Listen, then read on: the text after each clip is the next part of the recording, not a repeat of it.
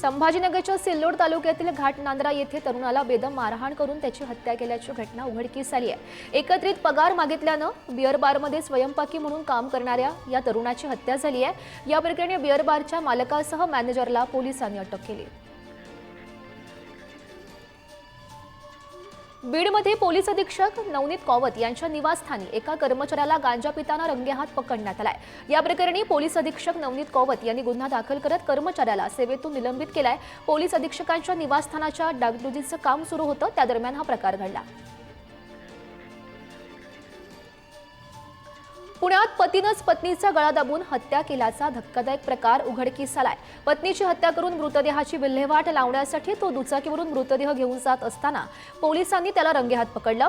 आरोपी पतीवर गुन्हा दाखल झाला असून पोलीस प्रकरणाचा अधिकचा तपास करत आहेत।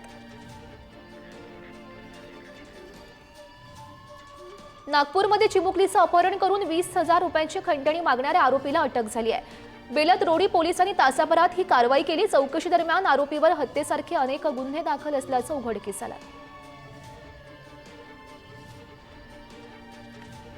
गडचिरोली जिल्ह्यात लाखोंचा धान्य भरडाई घोटाळा उघडकीस आलाय, त्यामुळे संपूर्ण जिल्ह्यात एकच खळबळ माजली आहे। भरडाईच्या नावाखाली निकृष्ट दर्जाचा तांदूळ शासकीय गोदामात पाठवला जात होता।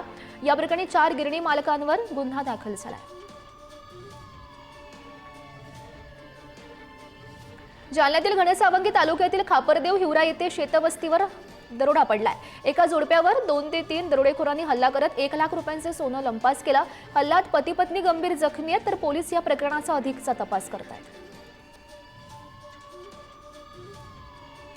3 वर्षांपूर्वी गतिमंद अल्पवयीन मुलीचा विनयभंग केल्याप्रकरणी लोणावळ्यातील 26 वर्षीय तरुणास न्यायालयानं दोषी ठरवत 5 वर्षांची शिक्षा सुनावली आहे। लोणावळा शहर पोलीस ठाण्याच्या हद्दीमध्ये 2021 साली अल्पवयीन मुलीवर विनयभंगाची घटना घडलेली होती। नंदुरबारच्या शहादा बस स्थानकावर 3 महिलांचे दागिने चोरी झाल्याची घटना घडली आहे। बस स्थानकावरील वाढत्या चोरींच्या घटनांमुळे प्रवाशांमध्ये सध्या भीतीचं वातावरण आहे, त्यामुळे आता या सराईत चोराला पकडण्याचं पोलिसांसमोर मोठं आव्हान आहे। पिंपरी चिंचवडच्या नेहरू नगर परिसरात खेळ खेळताना झालेल्या वादातून एका 16 वर्षीय मुलाची हत्या झाल्याचं उघडकीस आलं। या मारहाणीमध्ये मुलाला डोक्यात आणि तोंडावर लाथा मारल्यानं त्याचा मृत्यू झाला।